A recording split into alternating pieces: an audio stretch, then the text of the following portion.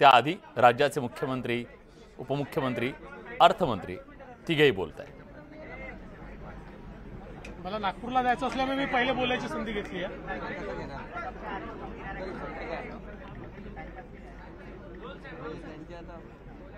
राज्याचे अर्थमंत्री आणि उपमुख्यमंत्री श्री अजितदादा पवार यांचं मी मनापासून अभिनंदन करतो की माननीय मुख्यमंत्री एकनाथराव शिंदेजींच्या नेतृत्वात एक अतिशय प्रगतिशील, सर्वसमावेशक, सर्वजन हिताय सर्वजन सुखाय अशा प्रकारचा अर्थसंकल्प हा त्यांनी सादर केला आहे. आणि विशेषतः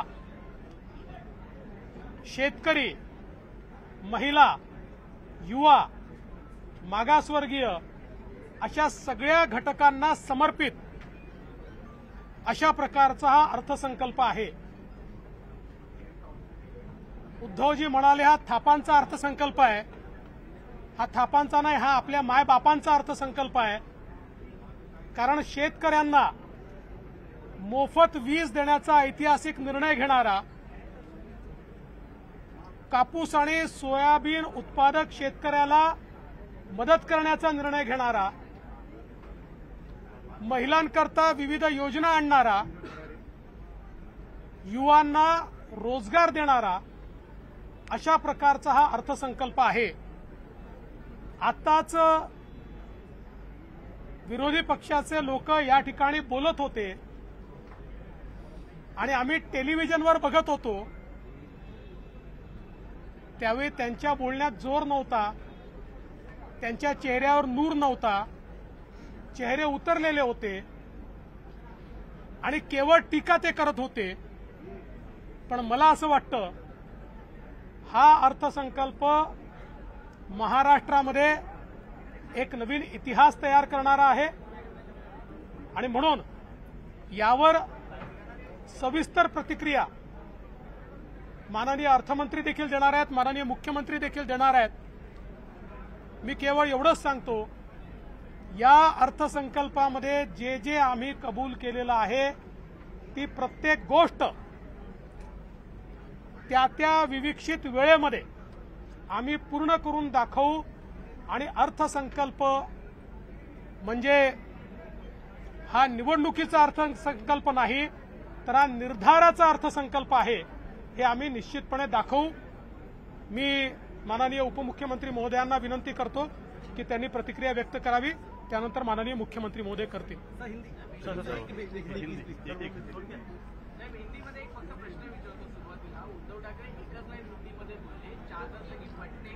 जयंत पाटील बोले.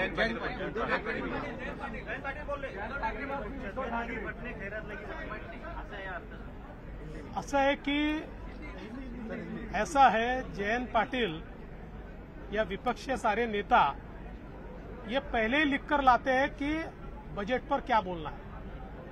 तो बजट हम कैसा भी पेश करते तब भी उनकी प्रतिक्रिया यही होती, स्टीरियोटाइप प्रतिक्रिया है. उनके चेहरे पर नूर नहीं है, चेहरे की चमक चली गई है. जो उनको लगता था झूठा नैरेटिव फैलाकर लोकसभा में चंद सीटें जीत गए, उसका जो उत्साह था, आज के हमारे बजट ने उनके उत्साह को समाप्त कर दिया है. एक बहुत ही रियलिस्टिक, वास्तववादी इस प्रकार का बजट हमारे अर्थमंत्री और उपमुख्यमंत्री अजित पवार जी ने पेश किया है. मैं उनका अभिनंदन करता हूं. हमारे नेता मुख्यमंत्री जी का अभिनंदन करता हूं. युवाओं के लिए, महिलाओं के लिए, किसानों के लिए, दलित आदिवासियों के लिए जिस प्रकार से इस बजट ने नए दरवाजे खोले हैं, मैं ऐसा मानता हूं एक ऐतिहासिक ऐसा बजट है जहां एक और किसानों को मुफ्त बिजली मिल रही है, किसानों को दूध के लिए, सोयाबीन के लिए, कपास के लिए मदद मिल रही है और महिलाओं को मदद मिल रही है. हमारे युवाओं को इस बजट के माध्यम से 10,000 रुपए अप्रेंटिस का मिल रहा है.